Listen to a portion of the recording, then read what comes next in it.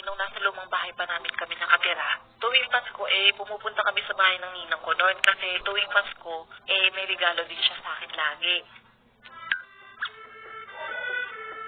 So, babalik ko nung kapag binibigay sa akin ng regalo ko. Pero sa totoo lang, lagi ako disappointed kapag binubuksan ko yung regalo niya. Kasi palaging damit ng laman hindi laruan. Don't get me wrong, bata pa ako noon. At syempre, laruan yung gusto ko noon, hindi damit. Kapag ka naman ngayong malaki na ako, kasi gusto ko damit na yung narinisip mong regalo kasi gusto na rin yung aesthetic na OOTD. Balik tayo kwento. Pero kahit ganun, hindi ko naman pinapahalata na dismayado ako. Kasi syempre, nakakaya din naman sa ninang ko, no? Ang bait-bait pa yun niya. Thank you po, Nina. Nagustuhan mo ba, Jet? Opo. Eto naman yung aginaldo ko sa yung pera. Itabi mo yan, Ay, Mari, ako nang bahala dyan. Lo, yung natatanggap kong pera ng tuwing Pasko, yun naman yung pinapambili ko ng laruan na gusto ko.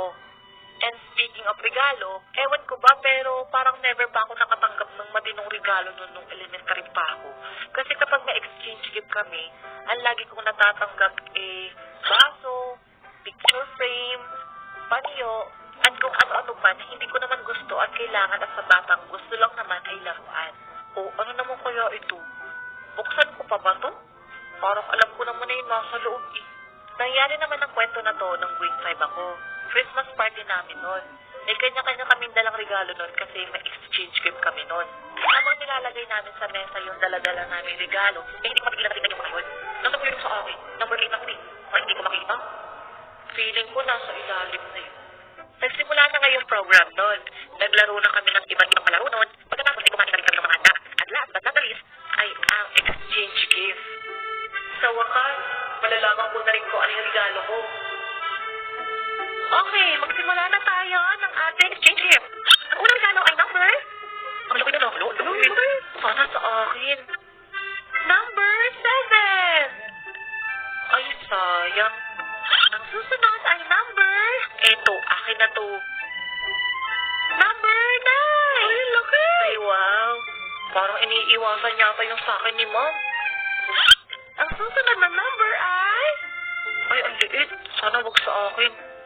Number 22. Ay, ang liit. Buti na lang talaga.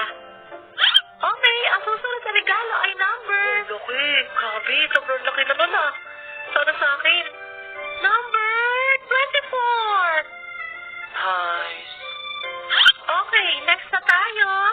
Kanino kaya itong number? Ang liit. Huwag naman sana sa akin. Ang liit, gusto ko. Hey! Ano? Jet, ikaw na yun, diba? Ano naman ko yung laman nito? Parang malambot. Ay, naku, nararamdaman ko na. Panyo na naman to. Bubuksan ko na nga. Ha? Ano to? Parang pinagbagsakan ng langit at lupa yung mukha ko nung makita ko yung laman ng regalo ko. Brief. Sinong bata naman na gusto ng laruan ang matutuwa sa brief? Tapos, nakikita ko pa yung mga kaklase ko na tumutuwa sa mga regalo nilang laruan, pagkain, at iba pang magagandang gamit na natanggap nila. Samantalang ako, brief na hindi ko alam kung kasya ba sa akin. Chip, bakit umiyak? Brief yung natanggap ko, Nay. Ay, anong gagawin natin kung yun yung natanggap mo? Oh, bakit umiyak si Dad? Ay, nakulaan na po niya. Hindi nakagustuhan ang natanggap niya. Ay, ganun po ba? Ay, sige, Dad. Bibigyan na lang kita ng 100 pesos, ha? Bibigyan na lang gusto ko. That time, nagpunta talaga ako sa ginawa ni Mom nun. Kasi sa buong school year na magkasama kami sa loob ng classroom, ngayon ko lang siya nakitang ganong kabait. Oh, don't get me wrong again. Stricto kasi siya sa mga estudyante niya, kaya nagtataka din talaga ako. Pero kahit na ganun, tuwa ako na pinagkakang binigay niya sa akin. Wala bang pera na yun, wala ko naman maging juicy pa ako. Ay, wala, hindi ko kailangan. Okay na po. Sige po, at titingnan ko lang din po yung mga estudyante doon. Sige, Ma'am. Salamat po. Ikaw talaga, Jen, nakakahiya sa teacher mo. Umuwi ako masaya nun sa bahay kasi hinahanap ko ng regalo, kasi sinuwerte